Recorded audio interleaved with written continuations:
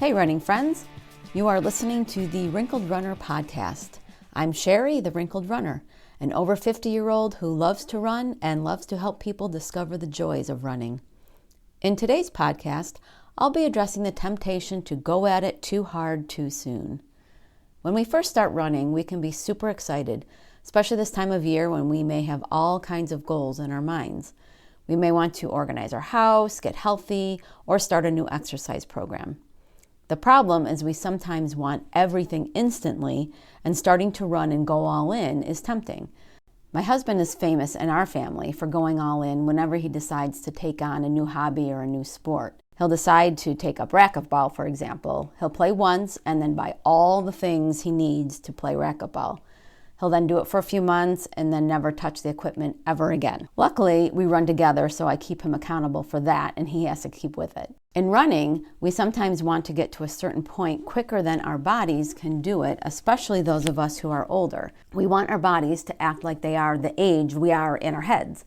Not to say we can't do great things. Older women, for example, do excellent at ultra running.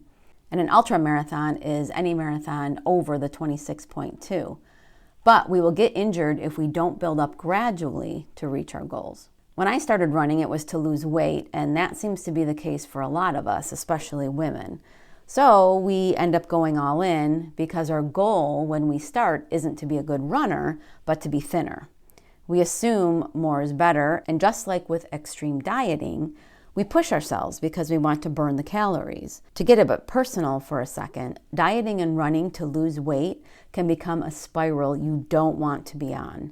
We've all heard the stories of runners and eating disorders, and as someone who is headed in that direction, and some people who know me would say I was already there, I want to just say that if you want to be a runner, you have to fuel, and food is fuel. You will do so much damage to yourself if you try to run and extreme diet. This issue is not just one that younger women need to deal with either. I was over 50 when I started running all the time and not eating enough to sustain my running fitness. My hair was falling out, my insomnia got so much worse, and the weight on the scale was literally all I could think about. So if you think you are susceptible to anything like that, or you know you had disordered eating or a full-blown disorder in the past, my advice if you are going to start running is to get a coach or someone who can hold you accountable. This issue is obviously on the extreme end of too much too soon, but I don't want to just gloss it over. So if you need someone to talk to about this, you can call the National Eating Disorder Association at 1-800-931-2237. You can also go to nationaleatingdisorders.org where they have an online chat, and you may also text them at 1-800-931-2237. Another obstacle we may have to overcome is if we used to run when we were younger. We can be tempted into thinking we should be able to start back at where we were with no issues or reach the pacing we had when we were 20. I didn't start running until I was in my late 30s, so I had no glory days to look back on. But if you did run in the past, try to put those memories away in a mental photo album somewhere and start where you are, which, if you haven't run in a while, is probably ground zero. Think of these next few months as building a base and as a fresh start to be who you are as a runner now. Plan on a 5K, if there are any, in 4 or 5 months and train like a rookie. By the end of that, you'll be ready to start making new goals for the new runner you will be then. Our bodies are built to adapt, so when we teach it to run the right way, it can go pretty well. When we push it past where it's currently capable of being, it will stop you in the form of injury.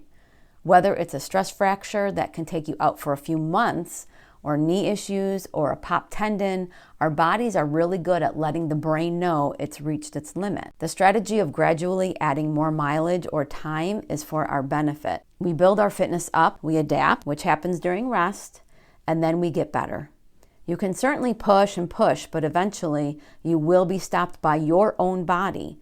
So look at rest and recovery and gradually building up as keeping you running instead of keeping you from running. Doing too much can lead to burnout and lead to overtraining, which in turn leads to burnout and overtraining. It's a vicious cycle. It not only affects you physically, but mentally as well. I had a burnout a few years ago and almost had to stop marathon training because I was taking on too much. Now, you may not be training for a marathon, but think of your start to run journey as your marathon and get in the mindset that if you stick with it and build up gradually, you'll be more apt to be a long-term runner instead of giving up and quitting because you burn out. Again, gradual buildup is what will keep you a runner, not going all out as soon as you decide you want to run. If it sounds like I'm trying to hold you back, I'm really not.